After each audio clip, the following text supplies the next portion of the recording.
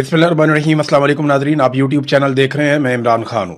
कल के दिन जो है वो सारा दिन इस्लामाबाद को बंद किए रखा वफाकी हुकूमत ने, और जिस किस्म के हथकंडे उन्होंने अपनाए वो आप सब ने देख लिए। कुछ चीज़ें जो हैं वो बहुत क्लैरिटी के साथ सामने आ गई हैं। एक तो ये कि पाकिस्तान तहरीक इंसाफ ने रात गए अपना एहतजाज ख़त्म किया। ये हुआ क्या, किस तरह हुआ, रिस्पॉन्सिबिलिटी किसकी थी और कसूर किसका था, ये सारा मैं आपको अभी इस वीलॉग में अगले एक आधे मिनट में बताता हूं। फिर हम चलेंगे कि फ्यूचर में अब होने क्या जा रहा है।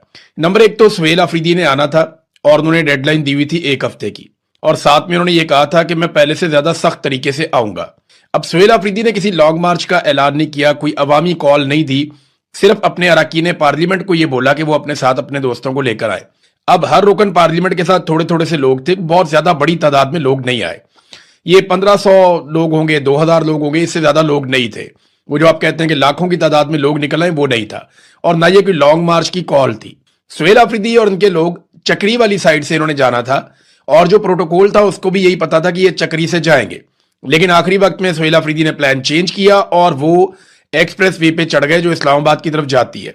अब इस्लामाबाद में पुलिस को मुसीबत पड़ गई और एजेंसियों को जो है वो फौरी तौर पर मुतहरिक हो गई, और इन्होंने पुलिस को अहकाम जारी किए कि रास्ते बंद किए जाएं।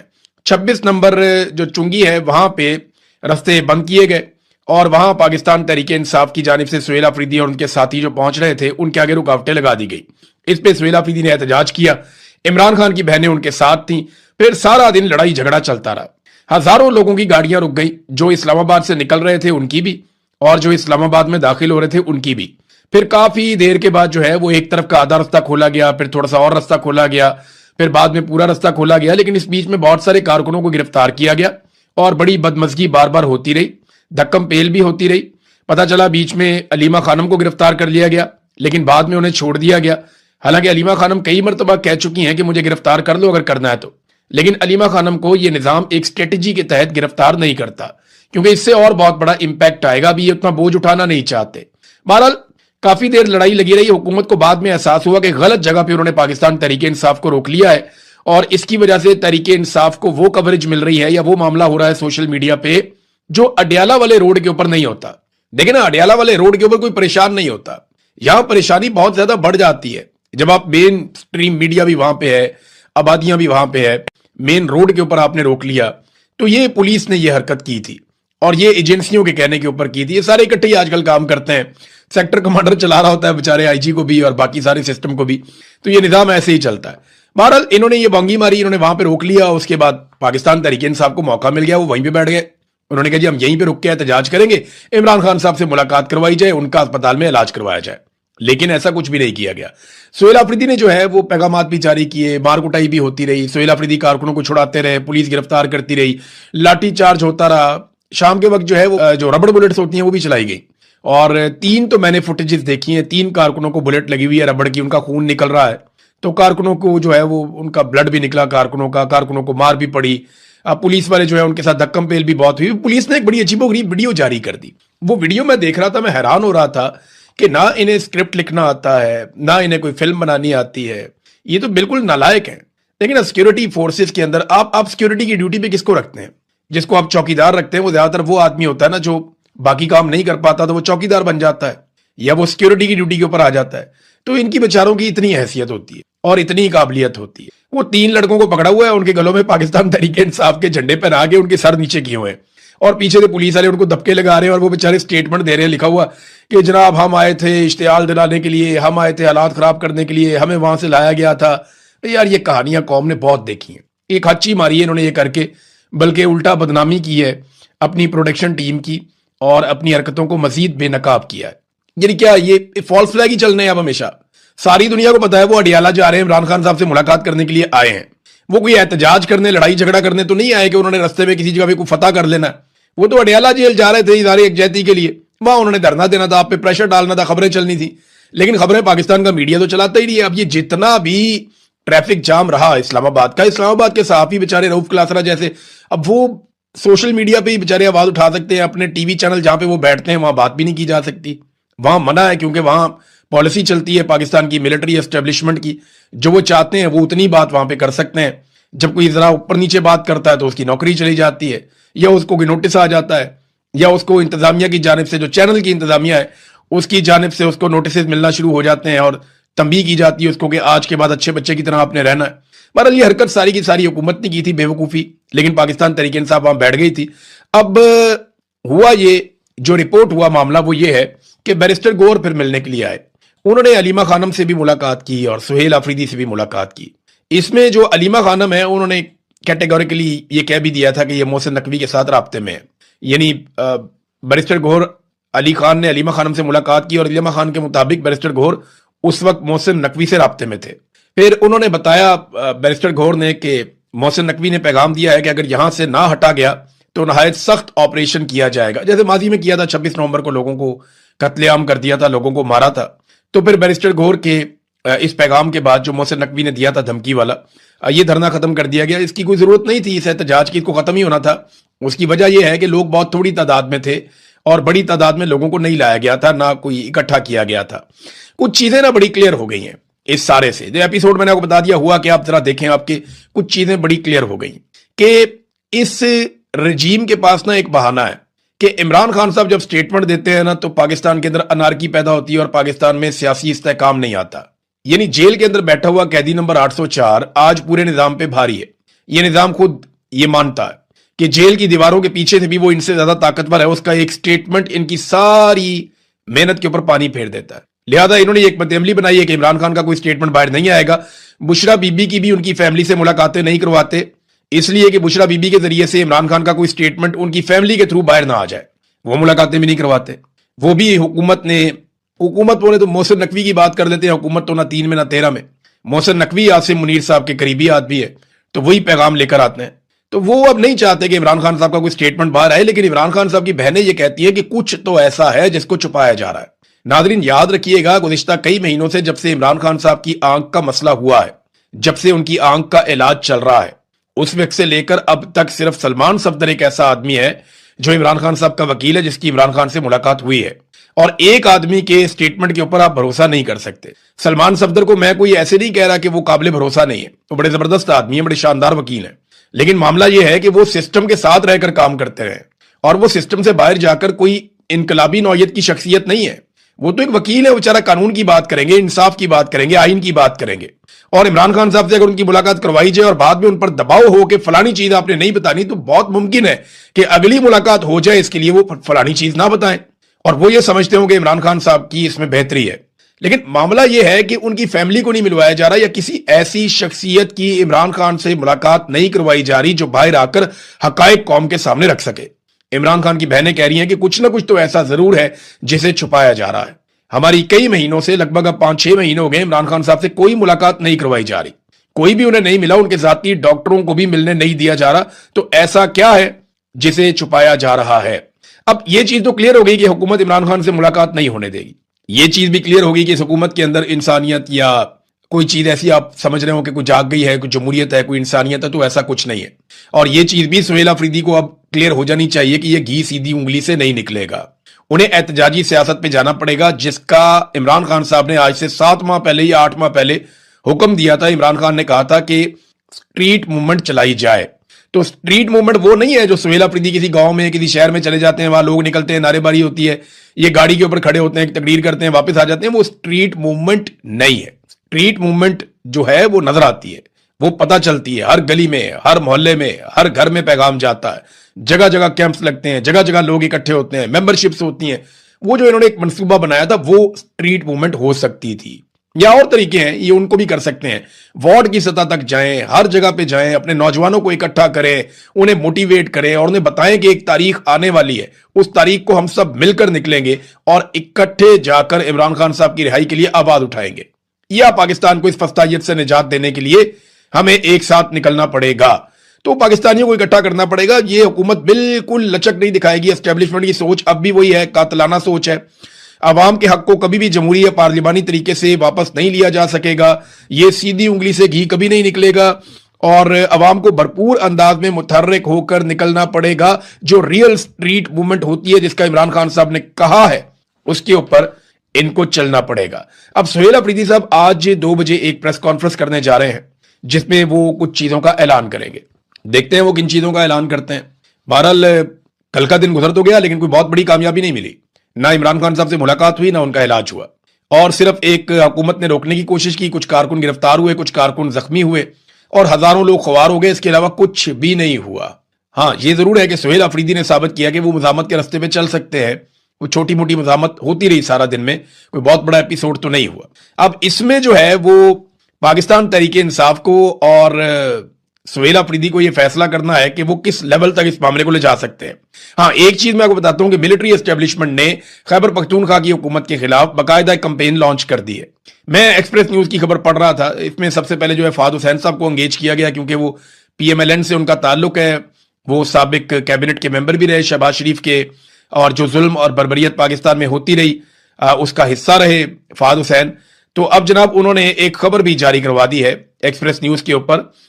जो एक्सप्रेस न्यूज वाले हैं उन्होंने खैबर पख्तूनख्वा में बदमनी, महंगाई, करप्शन में खतरनाक इजाफा, अवाम की वजीर आला पर कड़ी तनकीद। यानी मरियम नवाज महंगा जहाज ले तो कोई खबर नहीं छप रही, मरियम नवाज बैरून मुल्क के दौरे कर रही है, कोई खबर नहीं छप रही, लोगों को अजीबो गरीब किस्म के बिल आ रहे हैं, कोई खबर नहीं छप रही, लोगों को सड़कों पर खबार किया जा रहा है, कोई खबर नहीं छप रही, लोगों को पुलिस मुकाबले जाली कर करके 2000 से ज्यादा लोगों को मार दिया गया मावराए अदालत, कोई खबर नहीं छप रही। पंजाब में अरबों रुपए की करप्शन हो रही है, 5300 अरब की एक और करप्शन रिपोर्ट हुई, उसके ऊपर किसी किस्म की कोई रिपोर्टिंग नहीं है। गंदम का बहरान आ गया, कोई रिपोर्टिंग नहीं। कपास का बहरान आ गया, कोई रिपोर्टिंग नहीं। फ्लड के अंदर बदतरीन कारकर्दगी, कोई रिपोर्टिंग नहीं। इश्तिहारात की मद में इन्होंने तबाही फेर दी, कौम का पैसा अरबों रुपया जाया कर दिया, किसी किस्म की कोई रिपोर्टिंग नहीं। लेकिन खैबर पख्तूनख्वा में वजीर आला ने कहा कि लाओ कोई एक केस है मेरे सामने मेरी करप्शन का, या हम किसी चीज के लिए रिस्पॉन्सिबल हैं तो बताओ। और महंगाई जो है वो तो फेडरल गवर्नमेंट बढ़ा रही है, जैसे ही वो पेट्रोल की कीमत में इजाफा करते हैं हर चीज की कीमत बढ़ जाती है। और पंजाब गंदम भी नहीं दे रहा, पंजाब गैस भी नहीं दे रहा, बिजली इन्होंने महंगी कर दी है, आटा इन्होंने महंगा कर दिया है। तो आम आदमी का जीना तो वफाकी हुकूमत की पॉलिसियों की वजह से हराम हो गया है और वो इसके लिए जिम्मेदार है। लेकिन खैबर पख्तूनख्वा पे अटैक करने की जिम्मेदारी एस्टेब्लिशमेंट ने अब दे दी है। फहद हुसैन ने एक ऑपरेशन रूम भी बनाया जहां पे एक बहुत बड़ा नक्शा था, जिसमें खैबर पख्तूनख्वा का नक्शा लगाकर उसके ऊपर फहद हुसैन और अनवारुल्लाह काकड़ ये दोनों मिलकर तज्जिया कर रहे थे और उल्टा सीधा तज्जिया कर रहे थे। तो इधर का जिला इधर मिला दिया, उधर का उधर मिला दिया, वो जनाब मालाकाट के एरिया को शामिल कर दिया उधर पेशावर वैली के अंदर। अजीबो गरीब किस्म का तज्जिया था, जिन्हें उस एरिया का पता नहीं है, जो उस एरिया और उसके डायनामिक्स के बारे में जानते नहीं है। यानी वहां बहुत सारे मकामी सहाफी हैं जिनके पास बहुत नॉलेज है, जो उसके बारे में जानते हैं, जिन्हें पता है कि कबालियों के प्रॉब्लम्स क्या हैं, अफगानिस्तान के साथ प्रॉब्लम क्या है, ये मसला हल कैसे होगा, जिनके पास बेशुमार नॉलेज है। उनको साइड पे बिठा के एस्टेब्लिशमेंट के 2 बंदे वो बैठ के एक स्टूडियो के अंदर ऑपरेशन रूम बना के नक्शे खोल के वो कौम को जो है वो चूरन दिखा रहे हैं। ये इस किस्म की हरकतें की जाती हैं, अंग्रेजी के अंदर कर रहे हैं, इस किस्म की हरकतें की जाती हैं जब एक नया को मिलिट्री एडवेंचर पाकिस्तान में करना हुआ हो, तो इससे पहले ये होता है। मुझे आज भी याद है कि 2008 में जब इन्होंने ऑपरेशन करने थे स्वात के अंदर, तो एक जाली वीडियो मंजरेआम पे आई थी कि एक लड़की है उसको कोड़ों के साथ मारा जा रहा है। तो जनाब फहद हुसैन साहब ने चलवा के वीडियो चलवा के, हम न्यूज रूम में बैठ के कहते थे यार ये एक एक बुलेटिन में 10-10 दफा क्यों चलती है। फिर उसके ऊपर गाने बनवा दिए, शायरी बनवा दी, म्यूजिक बनवा दिया, और बाद में पता चला वो लड़की वहां की है ही नहीं, जिधर पूरा ऑपरेशन करके तहो बाला करके रख दिया सारा कुछ। ऑपरेशन की बर्बादी के ऊपर लोग आज भी जाके आप कहानियां सुने तो आप कानों को हाथ लगाएं जो वहां पे हुआ था ऑपरेशन के नाम के ऊपर। लोग इसीलिए ऑपरेशन से इतने मुतनफर हो गए मालाकांड के, खासतौर पे स्वात के लोग। तो अब जनाब लोग क्यों कहेंगे कि आप ऑपरेशन करें आके। लेकिन खैबर पख्तूनख्वा में एक मरतबा फिर ऐसा लगता है एक नया ऑपरेशन मुसल्लत करने की कोशिश की जा रही है। अब आ जाए नाज़रीन कुछ इंटरनेशनल खबरें। सबसे पहले डोनाल्ड ट्रंप ने एक स्टेटमेंट देके ये एतराफ किया है कि वो हमला करने वाला था ईरान पर, और ट्रंप ने यह कहा कि मेरा हमला करने में जो डेडलाइन बाकी रह गई थी वो सिर्फ 1 घंटे की थी, कि 1 घंटा रह गया था, हम हमला करने वाले थे ईरान पर, तो हमें राब्ता किया गया अरब ममालिक की जानिब से और खलीजी ममालिक ने हमें रोका। और रोकने की वजह भी अब सामने आ चुकी है कि खलीजी ममालिक ने बताया कि हमें टारगेट करेगा ईरान, क्योंकि देखिए डोनाल्ड ट्रंप को कोई ना कोई फेस सेविंग चाहिए होती है।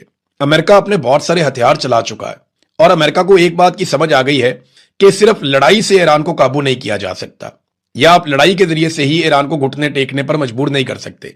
हमने ईरान के बारे में, उसकी तारीख के बारे में और वो इतनी मुजामत कैसे करते हैं और क्यों करते हैं इसके बारे में एक स्पेशल डॉक्यूमेंट्री बनाई है। अभी उसके ऊपर काम हो रहा है, अगले चंद दिनों में वो डॉक्यूमेंट्री में आपके सामने रखूंगा कि एक्चुअली ईरान है क्या, ये ईरानी कौन लोग हैं और ये कैसे इतनी मुजामत करते हैं। बहरहाल ये अब डोनाल्ड ट्रंप को और अमेरिका को ये समझ आ गई है कि ताकत के बलबूते पे सिर्फ आप ईरान को नहीं मनवा सकते। लिहाजा वो कोशिश करेंगे कि बातचीत से मसला हल हो जाए।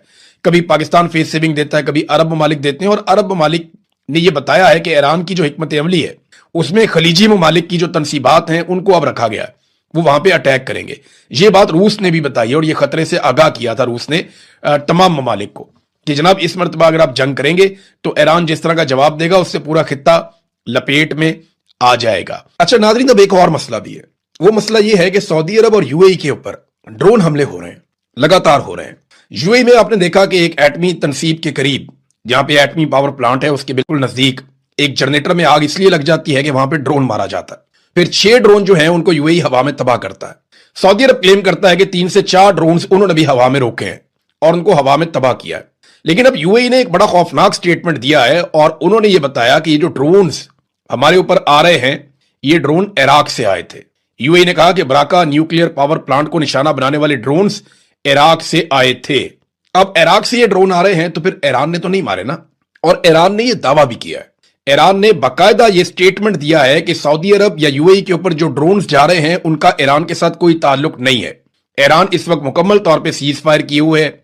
ये ड्रोन कौन चला रहा है, ये फॉल्स फ्लैग ऑपरेशन हो रहा है और कोशिश की जा रही है कि खलीजी ममालिक में कोई ऐसा नुकसान हो जाए जिससे ईरान और खलीजी ममालिक के बीच में जंग भड़क उठे। और याद रखिएगा, ऐसा कोई फॉल्स फ्लैग पाकिस्तान के खिलाफ भी किया जा सकता है, या तो पाकिस्तान में या सऊदी अरब में जो पाकिस्तान के मिलिट्री एसेट्स हैं वहां पे कोई फॉल्स फ्लैग करके पाकिस्तान को इस लड़ाई में घसीटने की कोशिश की जा सकती है। क्योंकि पाकिस्तान एक ऐसा मुल्क है जो फौजी नुक्ता नजर से ऐसा ताकतवर है कि वो ईरान के साथ लंबा पंगा ले सकता है। बहरहाल अभी जो सिचुएशन है वो ये है कि इराक से आ रहे हैं ये ड्रोन्स, ये यूएई ने कहा। तो एक बात हमें समझनी पड़ेगी कि आज से कुछ अरसा पहले एक चरवाहे ने ये खबर बाहर निकाली थी और जब उसने रिपोर्ट किया था तो इसकी कंफर्मेशन भी आ गई थी। अब दुनिया भर के अखबारात में ये चीजें छप चुकी हैं कि इराक में इराकी हुकूमत की नॉलेज से बाहर, यानी इराकी हुकूमत को नहीं पता था और वो इसका इल्म नहीं रखते थे, तो इराक में ईरानी बॉर्डर्स के करीब कुछ एरियाज हैं जहां इसराइल ने अपनी 2 फौजी तनसीबात कायम कर रखी थी, यानी 2 फौजी अड्डे बना रखे थे इसराइल ने बड़ी खामोशी के साथ, और अमेरिका उन 2 इसराइली फौजी अड्डों को प्रोटेक्ट कर रहा था। अब ये जो ड्रोन्स हैं ये आ रहे हैं इराक की जानिब से, तो ये शक किया जा सकता है कि इसराइल कोई फॉल्स फ्लैग ऑपरेशन करना चाहता है, क्योंकि वो एक ऐसा मुल्क है जो हर हालत में इस जंग को लंबा करना चाहेगा। क्योंकि नेतन्याहू को ये इलेक्शन में सूट नहीं कर रहा जो कुछ उसके साथ हो रहा है। नेतन्याहू को जेल भी जाना पड़ सकता है, उसके खिलाफ मुकदमात भी चल रहे हैं। तो बहुत बुरी सूरत हाल है इस वक्त नेतन्याहू की, और उसे बचाना मुश्किल होगा डोनाल्ड ट्रंप के लिए या अमेरिका के लिए। लिहाजा उसे जंग बढ़ती हुई चाहिए, जंग का खात्मा नहीं चाहिए। और अगर जंग दोबारा शुरू करनी है या उसको बढ़ाना है तो कोई ना कोई फॉल्स फ्लैग ऐसा करना होगा जो काम आए। अब अमेरिकन को तो वो मार नहीं सकते फॉल्स फ्लैग में, अमेरिकन फौरी तौर पे पता कर लेंगे किसने किया कैसे किया। लेकिन अब यूएई और सऊदी अरब उनको भी इंफॉर्मेशन मिल रही है चाइना से, रशिया से, हत्ता कि ईरान खुद कह रहा है कि ये हमने नहीं मारा, ये फॉल्स फ्लैग ऑपरेशन की तैयारी है। अब डोनाल्ड ट्रंप ने एक और बात की, उन्होंने कहा जी जुम्मा, हफ्ता और एतवार ये दिन है, ईरान के पास ज्यादा टाइम नहीं है, 2-3 दिन के अंदर अंदर वो फैसला करे, वरना फिर मुझे दोबारा से एक और झटका देना पड़ेगा, एक और हमला करना पड़ेगा। बड़ी खबर एक और ये है कि पुतिन डोनाल्ड ट्रंप का दौरा खत्म करने के बाद, क्योंकि डोनाल्ड ट्रंप गए थे चाइना, चाइना का दौरा उन्होंने खत्म किया, वो वापस पहुंच गए अमेरिका में, अब पुतिन पहुंच गए हैं चाइना में। देखिए ये बहुत क्रूशल टाइम है, बड़ा इंपॉर्टेंट टाइम है। इस वक्त ना अमेरिका के साथ कुछ प्रॉब्लम चल रहे हैं, अमेरिका की क्रेडिबिलिटी इफेक्ट हुई है दुनिया में, यानी यूरोपीय ममालिक अमेरिका से कुछ हद तक नाराज है। अमेरिका की धमकियां, अमेरिका की हिकमत अमली, उसकी पॉलिसियां, नेटो में जिस तरीके से वो अपने आप को बाहर निकाल रहा है, तो यूरोपीय ममालिक अमेरिका से खुश नहीं है। चाइना के लिए लचक का मुजाहरा किया जा रहा है। खलीजी ममालिक ये सोचने पर मजबूर है कि अमेरिका हमारे तहफ्फुज में नाकाम हो गया। इसी तरह जो इंडिया के साथ ताल्लुकात हैं अमेरिका के, डोनाल्ड ट्रंप के पे दर पे स्टेटमेंट्स के बाद वो भी कोई बहुत अच्छे नहीं है। तो चाइना और रशिया के पास ये एक मौका है कि वो दुनिया में जो फ्लेक्सिबिलिटी उनके लिए पैदा हुई है वो इससे फायदा करते हुए कुछ अमन मुआहदे करें और यूरोप के साथ, खलीजी ममालिक के साथ अपने ताल्लुकात को एक नेक्स्ट लेवल पर लेकर जाएं। चाइना का एक बहुत बड़ा फोकस जो है वो लैटिन अमेरिका में भी है। अमेरिका के साथ साथ जो सारे ममालिक हैं दूसरे, उनके साथ भी चाइना के बड़े अच्छे ताल्लुकात हैं, रशिया के भी ताल्लुकात हैं। तो अमेरिका के लिए ये बड़ा चैलेंजिंग टाइम है और चीन और रशिया इस मामले को समझते हैं, क्योंकि देखिए जब डोनाल्ड ट्रंप ने चाइना का दौरा किया तो ये पहली मर्तबा ऐसा हुआ कि अमेरिकी सदर से ज्यादा बड़ी और कदावर शख्सियत प्रेसिडेंट शी लग रहे थे, यानी वो ज्यादा ताकतवर लग रहा था। उनकी बॉडी लैंग्वेज या जो एक तासुर जा रहा था दुनिया को कि ये वर्ल्ड लीडर इकट्ठे हुए हैं। पहले ऐसा होता था कि चाइना थोड़ा दबा दबा लगता था, लेकिन इस मर्तबा ऐसा लग रहा था कि इक्वली कोई दो बहुत बड़ी पावर्स आमने सामने खड़ी हुई हैं। तो बड़ा कद बड़ा है चाइना का, खास तौर पे दिफाई नुक्ता नजर से मईशत के मैदान में उन्होंने झंडे गाड़े हैं, और इस वजह से वो अब डिफरेंटली ट्रीट हो रहे हैं पूरी दुनिया में। मेरे ख्याल में चाइना और रशिया इससे फायदा उठाना चाहेंगे। हम दुनिया को बदलते हुए देखेंगे।